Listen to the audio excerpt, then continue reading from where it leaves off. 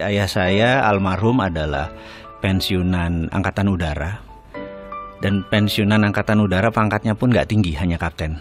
Jadi bisa dibayangkan, saya lahir di Mospati, di Madiun, asli Malang. Rumah kami yang termewah itu adalah gorden.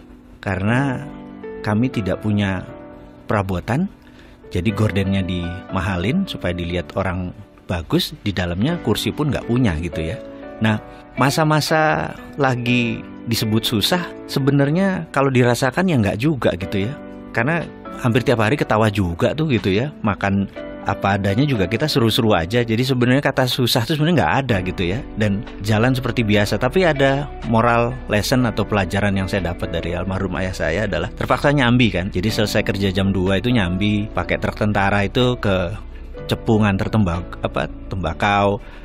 Ya memanfaatkan peluang-peluang usaha gitu ya. Nah pada saat itu saya ikut ayah saya masih 4 tahun, 5 tahun di samping. Dan disitulah kesempatan saya belajar pelajaran bisnis Jawa.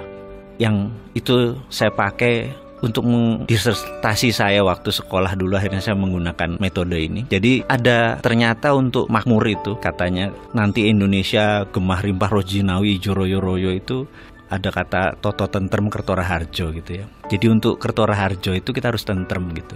Nah untuk tentrem itu kita harus noto. Nah noto itu kan manajemen gitu ya. Dalam bahasa manajemen adalah getting things done through other people, menyelesaikan masalah melalui orang lain.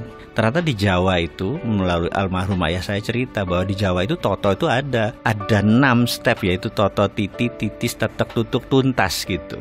Nah, pelajaran itulah yang selalu saya teringat sampai saat ini di kepala 5 usia saya ini. Manajemen Jawa yang menurut saya luar biasa itulah akhirnya menjadi platform saya berbisnis. Dan dari dulu memang akhirnya saya pegawai itu hanya batu lompatan saja gitu. Nah, singkat cerita, sebagai orang kampung, cita-cita saya adalah sekolah ke Amerika. Dan ini mission impossible. Karena saya pindah ikut orang tua saya ke Palembang, 5 tahun tinggal di sana, kemudian Balikpapan hampir 7 tahun. Bisa dibayangin saya kelas 2 SD, saya menggunting rumahnya Donald Trump itu, White House. Dan selalu saya bilang sama diri saya mau sekolah di sini. Suatu hari kalau zaman dulu kan kita main kelereng tuh, ngambil kelereng dari kantong, kelerengnya jatuh, gambar itu juga jatuh. Teman-teman lihat di Palembang, ngomong begini, apa nih? Aku bilang, aku nak sekolah di sana. Mak mano? Wong dusun gitu. Nggak mungkin. Saya bilang, enggak. Saya mau sekolah di sana itu gitu. Walaupun kita diketawain di garger-garger. Kelas 5 SD pindah Balikpapan sampai SMA. Sama. Ini gila lu katanya gitu dan lain sebagainya. Kelas 2 pindah Jakarta. Setiap hari dari Blok M ke Halim itu selalu lewat Tekdikbud. Suatu hari ada pajangan besar sekolah ke luar negeri. Dan saya berkata, kesempatan. Saya mendaftar. Pengumuman saya ingat banget karena nilai ijazah saya 6, paling tinggi 8 agama. 1 nggak mungkin lah gitu. Tapi saya pede dalam hati bahwa saya sekolah ke luar negeri. Pengumuman keluar, nggak ada nama kita. Karena saya emang dari pertama mau ke Amerika. Sementara zamannya Pak Habibie itu tahun 84, 85, 86 itu kan disekolahkannya ke Belanda atau ke Jerman gitu ya. Saya ngotot. Terus seminggu kemudian dapat surat harus ke Dekdikbud.